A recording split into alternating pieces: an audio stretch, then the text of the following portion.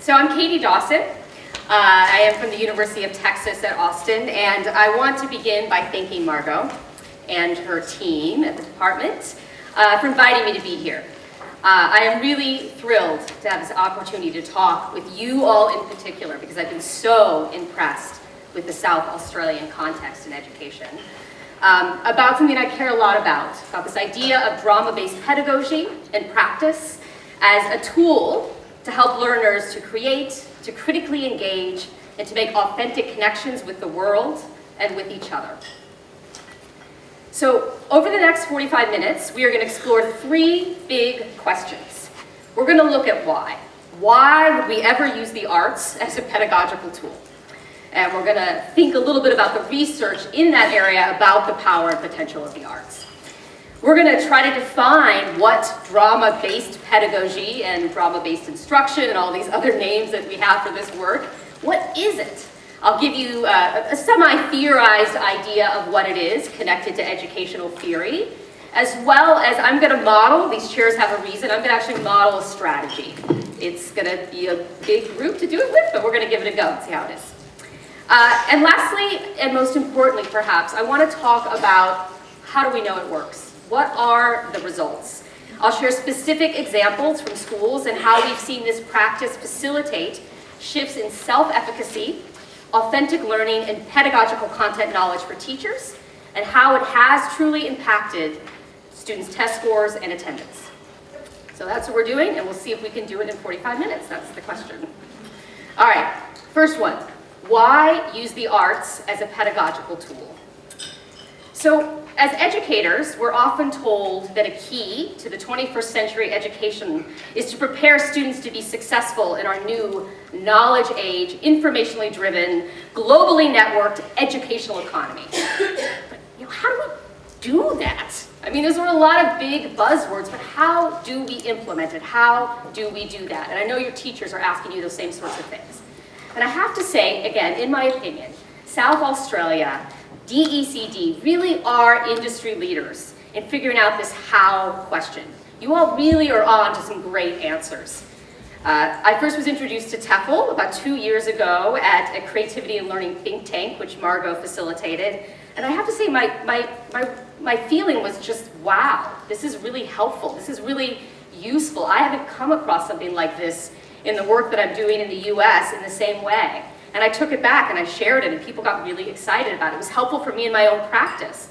And Margaret and I were just talking about the alignment is partly because when we work in arts-based pedagogy, we teach across all the areas of curriculum. And I think it's the same sort of thing here with TfEL, which I think is great.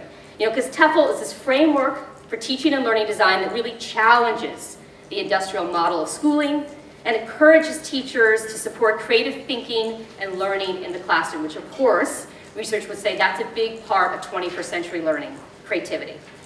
So when we think about creativity, it makes a lot of sense to start thinking about the arts. And why art? What is the definition of art? Laurie Polster, an award-winning visual artist and educator and scholar, says, quote, at its core, art is creative expression. And art making is the process of that expression. The inquiry and engagement, the research and experimentation, the trial and error, risk-taking, reflection and re-evaluation and growth and discovery, end quote. So, I mean, just think about those words. Those are great, juicy, let's get those words happening in our curriculum kinds of words. So the arts have that work. And education has seen that and made that connection, and sites and schools and districts and communities across Australia, across the world, and certainly in the US have bought into that idea. In the US, in 2011, there was a major kind of research compendium done that really looked at the impact of the arts in education. And overwhelmingly, they found 5 key areas where arts in education and arts-based pedagogy made a difference. The first is an improved habits of mind, like critical and creative thinking and problem solving. The second was improved academic achievement, measured by, yes, standardized test scores, graduation rates, and admittance to higher education. Next, improved student engagement and motivation, including better attendance, behavior, and higher educational aspiration. They saw improved cultural literacy and connections to cultural heritage. And they saw improved personal and social skills, including increased self-efficacy, self-confidence, and empathy. So my research into arts-based pedagogy particularly looks at drama and theater. That's my background. I do work multi-arts, but my training besides education is really in drama and theater. So the work that I do is called drama-based pedagogy. We call it often drama-based instruction in the US because we are that hierarchical in the US that I have to use the word instruction to get into schools. But I'm really pushing to use the word pedagogy now because that's really what it is. So you'll hear me use drama-based instruction and the phrase drama-based pedagogy both. And if we think about this question of what is drama-based pedagogy, here's my definition. And this, friends, is hot off the presses. I am about a week away to submitting a book to the publisher about this idea. So this is an evolving definition, but here's where it is today, a week out. So I will share it with you now. So drama-based pedagogy uses active and dramatic approaches to engage participants in academic, affective, and aesthetic learning through dialogic meaning-making in all areas of the curriculum. So again, a lot of buzzy words. So I'm going to kind of dig in this next part into what some of those kind of word phrases mean. The first is active and dramatic. So a bulk of this work really ties into just those great ideas that we know about active learning. And when we think about active learning, we often start with this idea of embodiment and embodied cognition. The drama and educational scholars, Perry and Medina, suggest that, quote, and I love this quote, the experiential body is both a representation of self, so a text, as well as a mode of creation in progress, so it's a tool. So it functions in both of those ways. So through the use of embodiment, drama-based pedagogy opens up an opportunity for students and teachers to show who they are and demonstrate their understanding, which of course connects to TfEL in lots of ways, building on learners' understandings, communication in multiple modes, it's multimodal, etc. So this work is also, when we think about active work, it often becomes about ensemble. So in educational context, ensemble is often described as a sense of belonging or community or relatedness amongst peers. These theoretical concepts suggest that people have a psychological need to feel accepted and to identify with others in social situations, which again relates to TfEL's notion of democratic relationships, community of learners, and a lot of other spaces as well. Now we're getting into the juicy stuff, okay? Because this is an art form. So when we start to think about the arts, we get to tap into this idea of imagination. Lev Vygotsky offered that when young people use their imaginations, they are living beyond themselves. So this is tying into ZPD and other sorts of ideas. It is the enactment of imagination in learning as that young person embodies a character, a story, or a concept that builds an understanding of alternative perspectives and ideas. Imagination is not simply about conjuring something out of nothing, or that word is hard right now, or accessing creativity from within, but rather imagination involves young people making sense of what is in front of them. So again, here we're thinking of TfEL's deep understanding and skillful action. We're thinking of the exploration of the construction of knowledge. And lastly, there's this idea of narrative and story that we get to access in the arts, and particularly in drama-based pedagogy. So the skill for creating narratives has been assumed to be a natural act that comes for ease with students. But in actuality, Jerome Bruner reminds us that knowing how to create narratives, quote, requires work on our part. Reading it, making it, analyzing it, understanding its craft, sensing its uses, discussing it, end quote. Therefore, part of what drama-based pedagogy offers students is a way to learn how to consider. It's a lot of what we've been talking about today. Learning how to consider, how to build, how to analyze, to pull apart, to synthesize narrative and story. So oftentimes in this work, not always, but oftentimes in this work, this process and this practice gives us a way to kind of access that authentic context, to help teachers teach students how to learn and to make those steps, that metacognitive space, visible. Again, we've been talking about that a lot today. All right. So I said earlier that this is about academic, affective, and aesthetic learning. These what I often call the 3 A's. And I'm just going to go through these pretty quickly. So academic, of course, references the notion of cognitive skills. We talked about this, Margot said it in the intro, this idea of analysis, synthesis, transfer, which has been a big thing we've been talking about today. This work really involves transferring between symbol systems, which again makes learning 1.7 times more durable. And problem solving. Again, other things we've been talking about today. Val was talking about that. Also, this work, again, is about the affective. What does it mean to embody someone else's experiences, to think from their perspective? What is it to work as a group to problem solve and try to figure out how to make a non-linguistic representation of that character or that story or that event? So we are having to work on the emotional, the social, cultural curriculum in the classroom. You are aware of how I am authoring my understanding when I am working in this process. And lastly, this is work that is about aesthetics. We get to think about the rigor of the arts. We think about deep perception. Elliot Eisner reminds us we need to slow down. I probably need to slow down. We need to slow down and look closely and take time to observe. See, I'm going to slow down because I said the phrase. It's helpful. It's also about creating, and then also the critical response to creating. So not only are we making something, but we're also responding to others' work, and then maybe revising based on those responses. Okay. So then the last phrase, and this really is the hot phrase for me right now, this idea of dialogic meaning making. In drama-based pedagogy, we support struggles for meaning making. When educators share information or offer their expertise, they tend to do it in a way to facilitate further discovery in drama-based pedagogy, rather than a way is to assert authority of knowing over their students. That is the goal. We don't always do it perfectly, but that is the goal. So in drama-based pedagogy, this multimodal, sense-making, and meaning-making dialogue, and when I say dialogue, again, this is embodiment. So this is not just us sitting talking, which is a really wonderful thing, or even us writing a response on a paper to each other, or drawing images, so thinking about a representation of my visual image and understanding, and you respond to that. I mean, that's all part of the work. But it is also, again, about using our bodies as a way to dialogue, which, we do all the time. I'm constantly reading your body language and you're reading mine. So how do we work on that as part of the skill set in the curriculum? All right. Here we go. We're going to go through a strategy now, okay? Martin's going to help me out with this a little bit. This is a grand experiment, so we'll just see how it goes, right? This strategy, and I'm going to talk through a number of strategies tomorrow as well, when I've got some time to dig in a little bit more.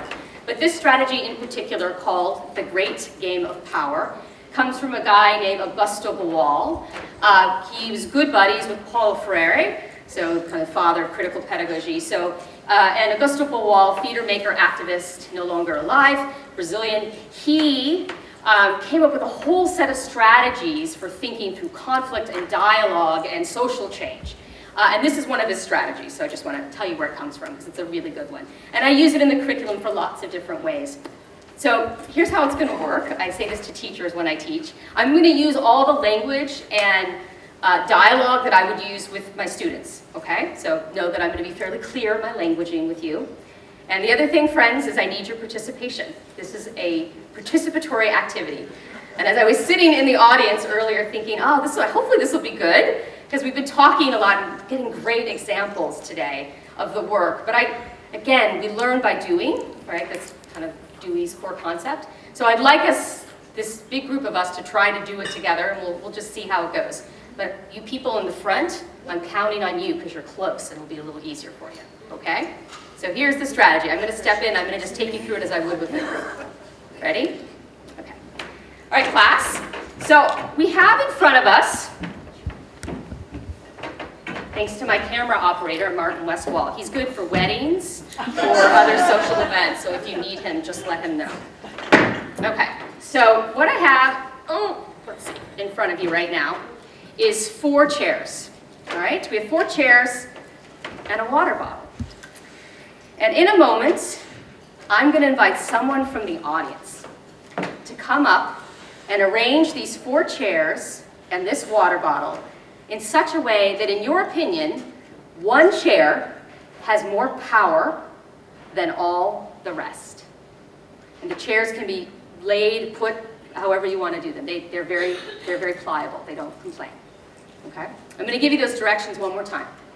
In a moment, I'm going to take a seat. And I'm going to invite someone from the audience to come up, because I know someone will, and arrange these 4 chairs and this water bottle in such a way that, in your opinion, one chair has more power than all the rest.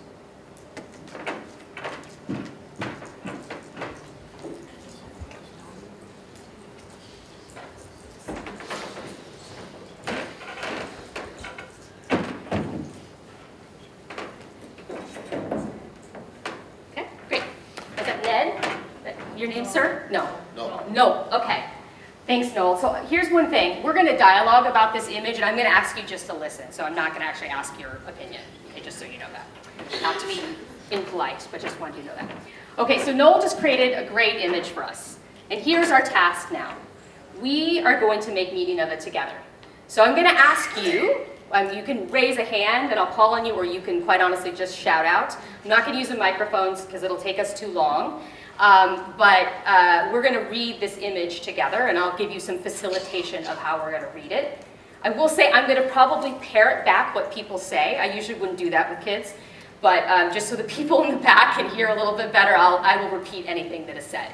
And people in the back, friends, you can feel free to stand up if you need to, so you can see better, and you can shout out something too. This is for the whole group, so don't feel that if you're in the back you can't play. So here's my first question. Describe what you see. 4 chairs. You see 4 chairs. Great. What else do you see? 3 chairs in a row. 3 of the chairs are in a row. What else? The chair with the water bottle by itself. Okay, great. So the chair, just to make sure people can see it, the chair, I'm going to Vanna a little bit, Vanna White. That's an American thing, maybe. Okay. You know Vanna White, right? No, okay. Wheel of Fortune, terrible show, but she went like this a lot on it. Sorry. Okay, I lost my track. So you said, sorry about that a chair in the back has a water bottle on it. That was separate. Okay, what else do you see? It's like a throne. Say it again. It's like a throne at the back. Okay, so that's great. So we're moving to analysis. Great. So one analysis of this chair in the back, one interpretation of this chair in the back is it's a throne. And why might someone say that this looks like a throne? It's by itself. So one way we might signify a throne is it's by itself. And why would we signify a throne by itself? What are we tying that to? What idea? King of Queen. There's only one ruler. Say it again? King of Queen. There's only one ruler. Great, the king of kings, there's only one ruler, right? So when we think about power, we sometimes think about the idea that there can be only one person in power, which might suggest that this is a throne. Okay? Does anyone else have any other interpretation for this chair back here? I'm watching you. I'm watching you. Is that what you said? Great. So, and when you think about this chair as having this stance of I'm watching you, does that give it power or no power? What does that mean? Power. Okay, so one way we might look at power is having the capacity to see the horizon, to see what's going on. So that's one interpretation of power. And with that interpretation, if we move that forward, which chair would you say has the most power? Chair in the back, someone said. Okay, so that chair in the back. And if this was the chair that had the most power, what might this water bottle represent? A scepter, perhaps? What's another interpretation?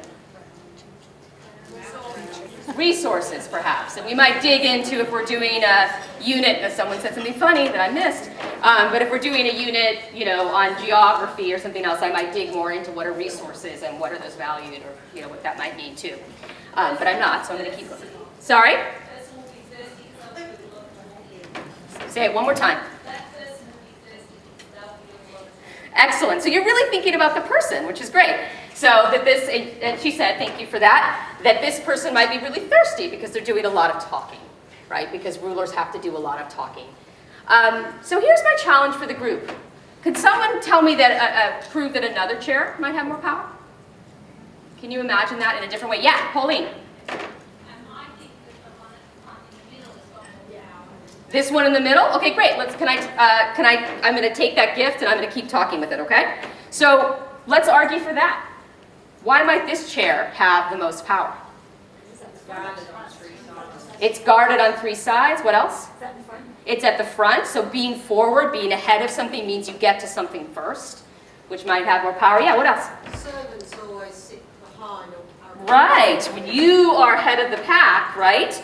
People have to get behind you. You don't even need to look at them to rule, right? You are that powerful that you can just be in the presence, right? You can just do your thing. Okay, great. Let's say this chair is the most powerful. I'm not saying it is, but we'll just go with that because that's where we left it. Think of a moment in history that this image might represent. What moment might this I'm going to actually invite you to talk to your table about it.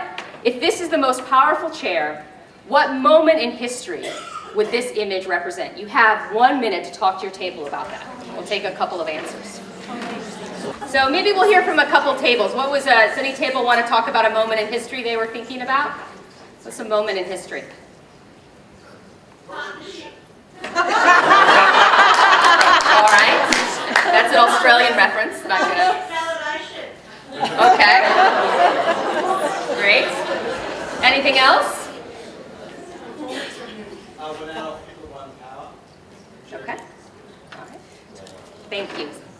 So again, I'm going to pause here. And at this point, honestly, what I would do is I would invite someone else to come up and do a whole new picture. I think it's actually really great to do this one multiple times. And what I love is that oftentimes we get a really excellent, sort of very orderly picture like this the first time, and by the end, like chairs are like balanced on top of each other, and it gets kind of really radical in that sense. Not that this isn't radical as well, but it just kind of gets a little more mixed up. So it's nice to keep repeating that process and keep pushing it, because I think we get more deep as we go further. All right, so I would take a group through this, right? And then afterwards, I would invite them to do the following. I would say, so what did you notice about yourself in this strategy? What did you notice as we went through this strategy? I'm actually going to ask you that question. What did you notice? Yep. Yeah, what did you notice? Just you connect to your own personal knowledge. Okay, great. Of experiences and events. Okay, great. So you were making your own personal connections of what that could be. Yeah. Excellent. Yeah, anyone else? What did you notice about yourself moving through this? Yeah. The more ideas, the longer we talk about it. Yeah.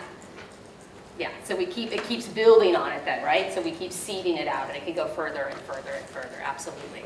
So we start in a simple space, and part of the facilitation, again, is kind of building it out longer. What did we notice about the room as we were doing this? People really engaged. We were engaged. It's a giant room to be doing this strategy, admittedly. But even those people in the back, I could see them looking and trying to figure out what was going on, right? So it is about engagement. The very last time I used this strategy, I was back in working with the community, indigenous community I work with up in the northern interior of Alaska, and I'll be talking about them later. And they were doing, I think it was a US history, no, it was a world history class. And the kids had, of course, not done their reading the night before about different forms of government. So, and they were pretty checked out when I walked in. Yeah, so I came in and we started with this. There were about 30 of them. And you know, it was a little pulling teeth initially, but they got up and started to play. And we were getting this really great conversation. So we played with it a bunch. And for them, I was asking them, you know, where would you see this in school? We were making a lot of personal connections to kind of how power functions in their school, which was also really interesting. And then we broke them into groups, and they were each given a form of government, and they had to use their desks and chairs to create that image. And then they got up in front of the room and facilitated the dialogue with the rest of us. It's a great activity. We got them up and thinking. And of course, you know, when I talked to the teacher the next day, they did, of course, have some sort of benchmark quiz or test on that work. And he said the students did really well, that they were thinking about it critically, and they had dug into those ideas, not only because they had to kind of read and critically break down what that was and figure out how power was situated and what those ideas mean in government, but also because they had to create and design that idea as well and share it with each other. So some multiple things happening there. So as I said earlier, US educational theorist Elliot Eisner reminds us that by slowing down our perceptions, so take a minute to think about the time that it took to really start with just what do you see? And how often do we take that time to really ask our students, what do you see? So when we do that, we enrich our experience and make more meaning from each interaction. We've been talking about that a ton today. And empirical research studies by the New London Group and others also note, and I said this earlier, when we transfer and express our understanding across symbol systems, learning is 1.7 times more durable. It lasts longer. These strategies also support participants' ability to recognize how perception and reception is culturally situated, to better understand multiple viewpoints regarding a situation, character, or idea. So this is one strategy, and in that process, you'll see something that I was doing. We use this meta-cognitive reflection technique called DAR. It's really simple, just the idea of describe, analyze, and relate. It is something I constantly do in this work. And actually, when I'm training teachers or artists or anyone how to use this work, I use that same process afterwards. I ask them, and I'm not going to go through this all with you right now because of time, but I would ask you, if I just done this strategy with teachers, and I will do this tomorrow, I would ask the teachers to describe to me, we did a little bit of it, what did we do in this activity? I would have them name out the actual tasks that we were doing. And hopefully they're using some of that language that we're working on in TfEL and growth mindset and other things as well, executive function. So I asked them to sort of name out those tasks. And then I say, very simply, where in your curriculum might you want to do that? So how might you use this strategy? How might you adapt it or apply it in an area of your teaching? How might you use this next week in your classroom? And I get that specific. I want you to think of something you're going to go and do. I want to move people to job-embedded practice, and I want them to think about how they can use this stuff. So that's the sort of reflection that I do. And I relate it then to larger reasons about why we might use this and why this is important, and we talk about that as well. So we take them through these 3 steps, DAR. It's a pretty simple but useful strategy sequence to consider. So all of these strategies are up on a website. There are about 100 of them, so loads to pick from. And these are kind of the best that we've been using over 10 years across the US with a lot of success in schools. I've got a website called the Drama-Based Instruction website. I will tell you, it's getting an overhaul, so it will look different by the time I get here in January. Excited about that. But it's very searchable, and there are lots of different ways you can put in your age group, your subject you're looking at, some of the kind of key themes, and it'll just generate strategies for you. And it also has, again, we use that term lesson plan. I would rather call it a unit of inquiry. But it has examples of this work being applied in teachers' contexts. And all of them have been tried out by teachers and then revised. And then we put it up on the site. So it's really sort of people in the process of becoming with this work. That's how we document it. So it's open resourced. I'll make sure Margot sends out that information. Go check it out. There's also 14 videos on the site. This is the kind of primary video on the site. And when we got the money to do this big project, this big website, we had this great opportunity just to go out and see what people were doing. So it's very kind of grounded theory in my opinion. I just went out and captured teachers in practice with students and talked to them about what the work had meant to them and how they had been using it.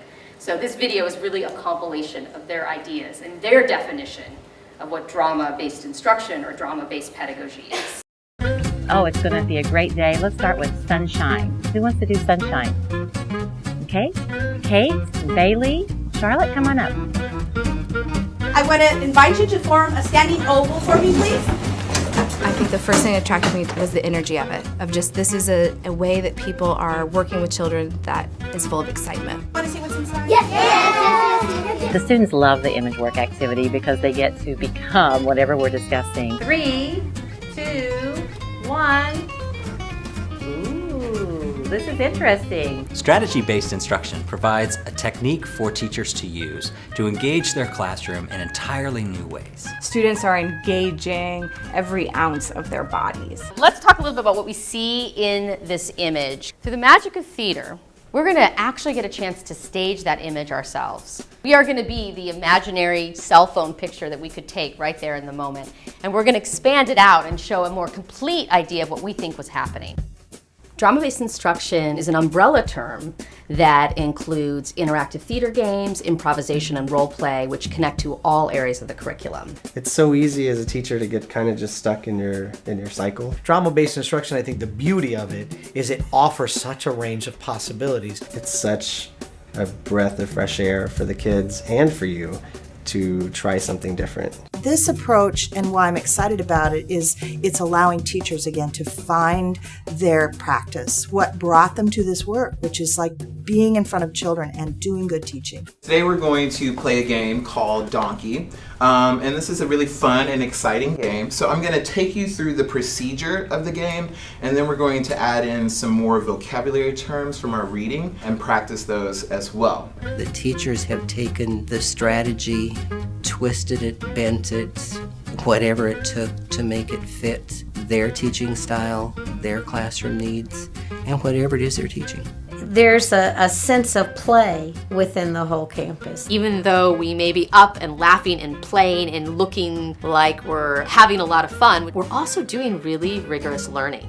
It gives the teachers real, tangible activities that they can do to move students to higher order thinking, to get the rigor in the classroom. And it is not just about students learning, it's also a very effective way to assess students as well. It's using your body, it's using your voice, it's communicating, it's working with people, it's demonstrating knowledge and assessing knowledge through art. When you look at what do the arts bring to a campus, you're looking at something beyond paper pencil. You're looking at a different way to not only deliver instruction, but to also have kids show you what they know. It fosters this sense of community. There's this sense of anticipation I often get on my teaching evaluations. Every day was worth coming to. I could never have gotten that out of the textbook. And that to me that's DBI. Never could have gotten that out of the textbook.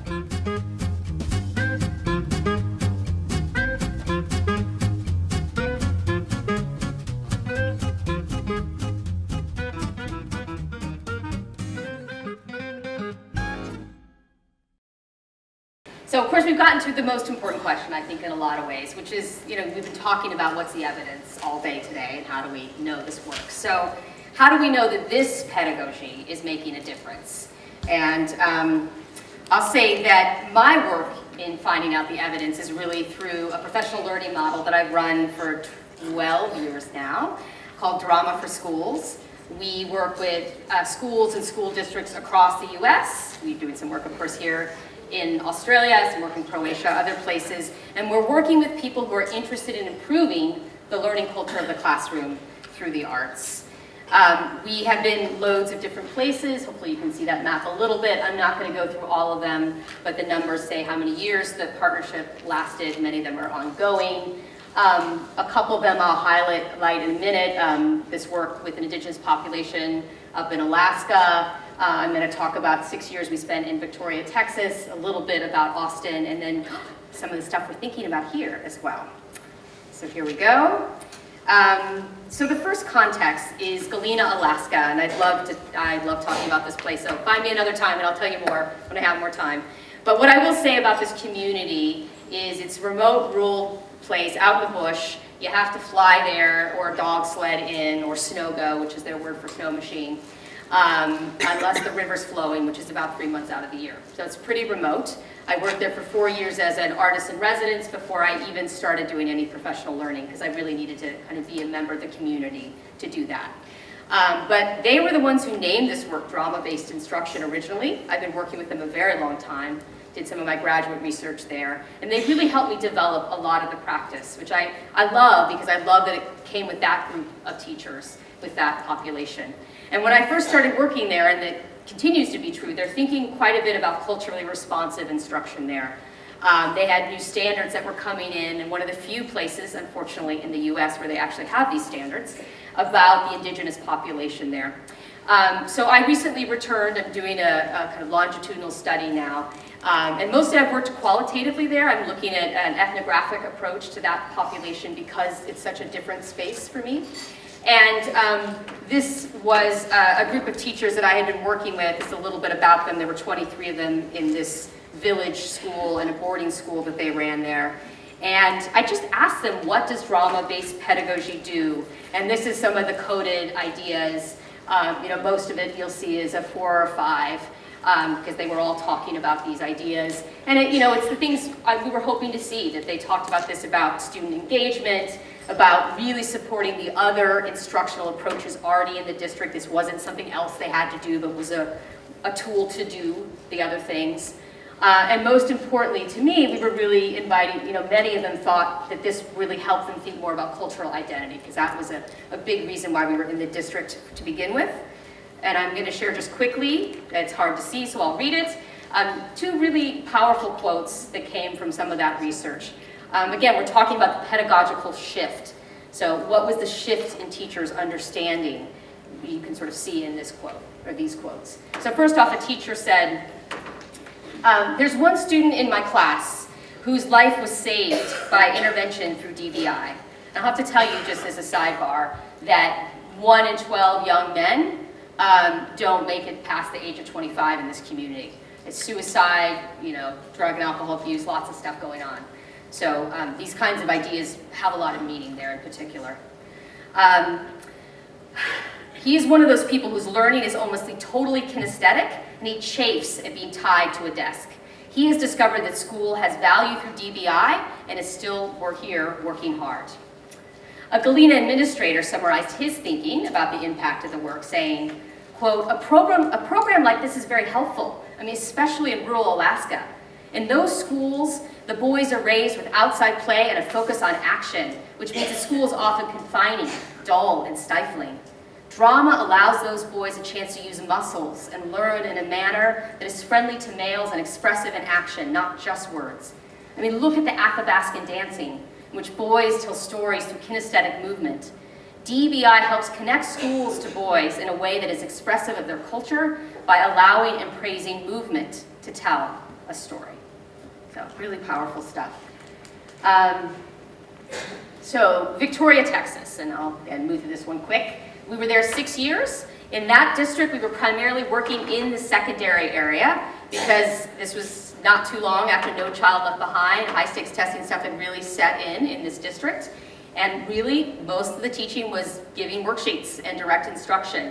There was really low student engagement. Teachers were leaving. They were unhappy. It was not a good place to work at the time. So we came in and really dug into that community and with those teachers and worked through a bunch of ideas with them. And one of the measures that we were really looking at was teacher self-efficacy. Do I have the tools to teach every student effectively in my classroom? And we looked at authentic learning. So we did a pre-post in front of 6 different visits, 6 different units of inquiry that we observed and helped them kind of move through in this new pedagogy. And you can see that overall, there was improvement. It's interesting to see how improvement grew over time. Pedagogical content knowledge and shift takes time. We all know that. And you have to give that time. I love that in the 3rd visit, there was some stuff going on in the community at the school. Didn't go as well. We were all sort of struggling that visit. And that happens. But I love to look at this data as a sort of change over time, because I think it's about giving that time to really make the difference.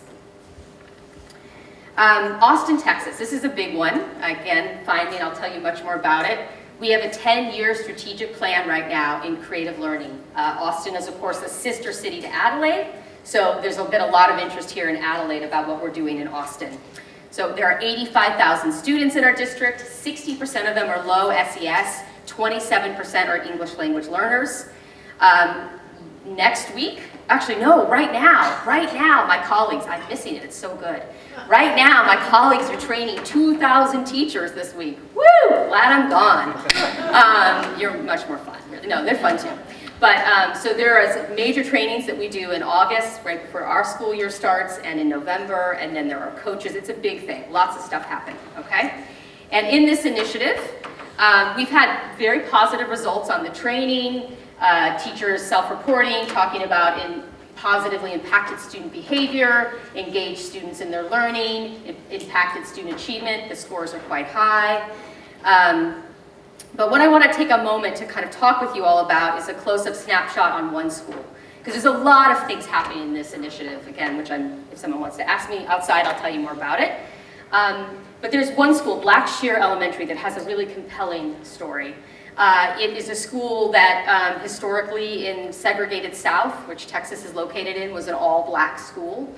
Right now, the population is 25% African American, 74% Hispanic Latino. There are 96.8% economically disadvantaged kids at this school, and 40% of them are English language learners.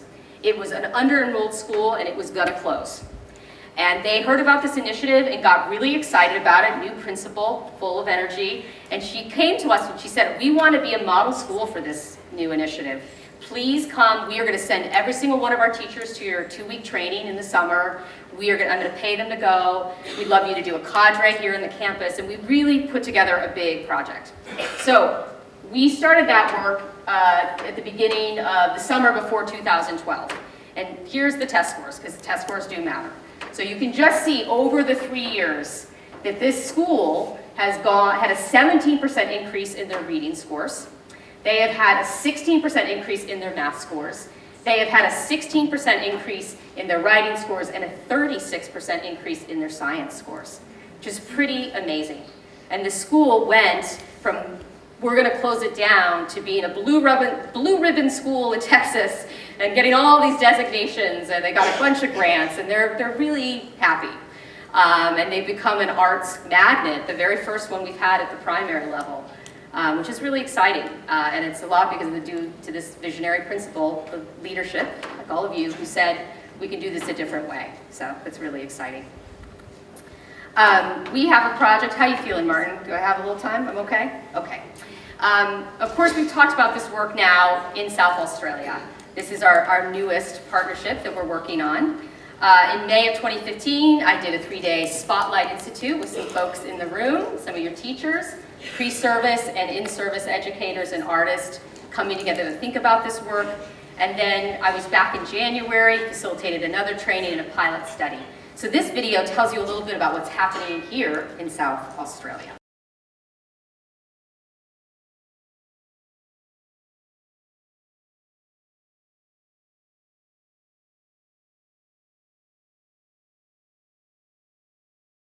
Drama-based instruction uses active and dramatic strategies to really focus on this quality of dialogic sense-making.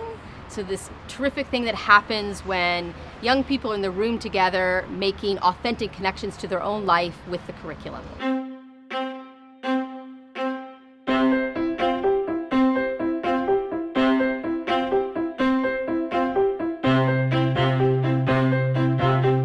We're offering them a different way of learning, and they're really starting to run with the idea that maths can be fun, or numeracy can be fun. And it's really about how to make maths a little bit more physical and a little bit more embodied and a little bit more understood.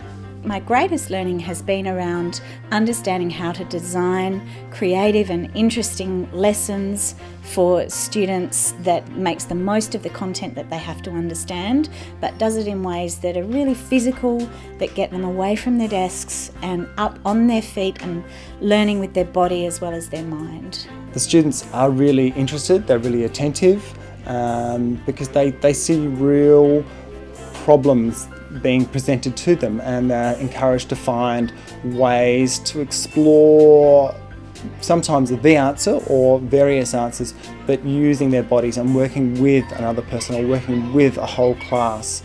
We saw an immediate change in our children's attitude to maths and the learning of that. We've seen much faster take-up of understanding mathematical languages and concepts. The other really important aspect has been the teacher enthusiasm and learning through this.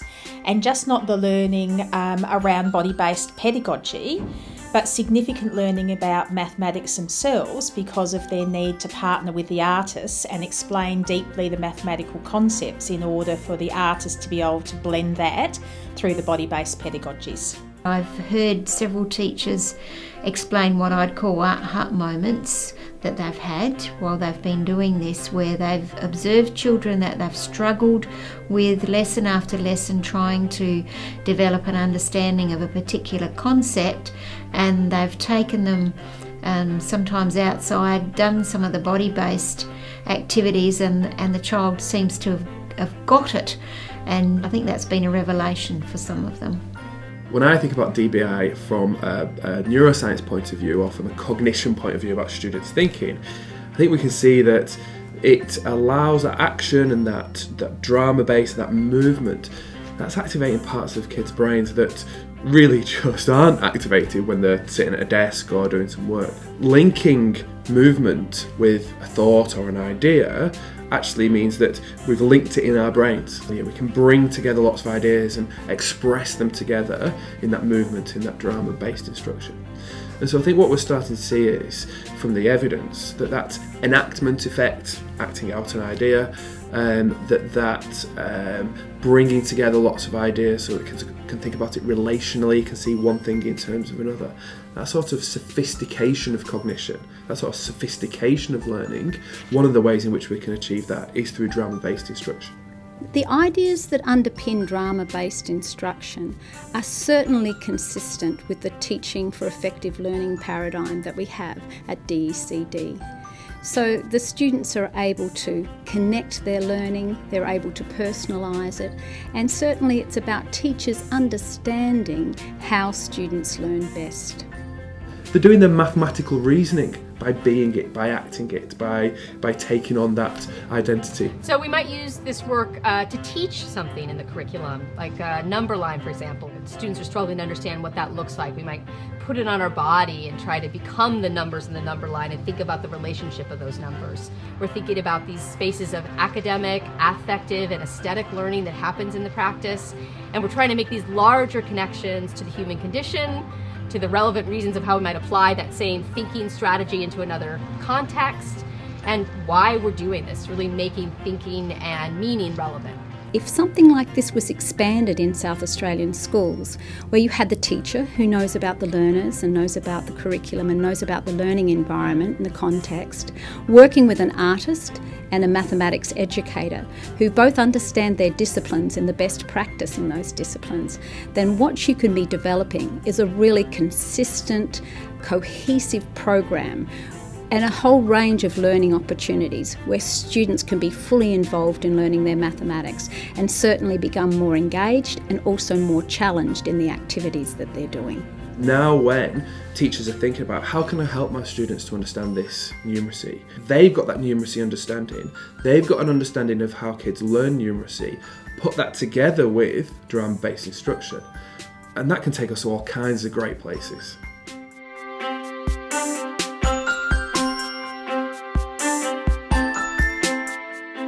So at the beginning of my talk, I began with a call towards education, the future of education.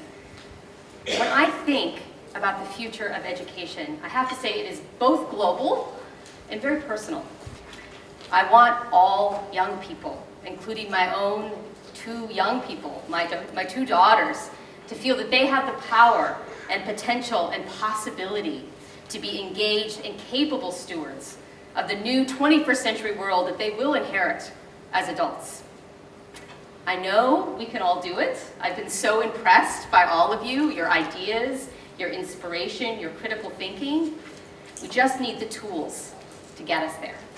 Thank you so much for the time.